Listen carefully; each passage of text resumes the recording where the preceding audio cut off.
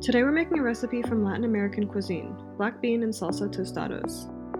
You'll need corn tortillas, olive oil, kosher salt, black beans, salsa, and avocado. Preheat the oven to 375, then arrange the tortillas on a baking sheet. Brush or spray both sides of each tortilla lightly with oil and sprinkle with salt. Bake for 5 minutes, then flip and cook until lightly browned, about 5 more minutes.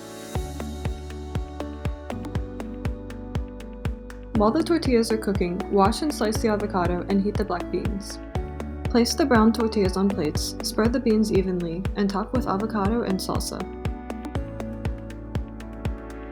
The black beans in this recipe provide a good source of fiber for heart health, along with protein and minerals. For more tips on incorporating Latin American foods into a healthy diet, scan the QR code.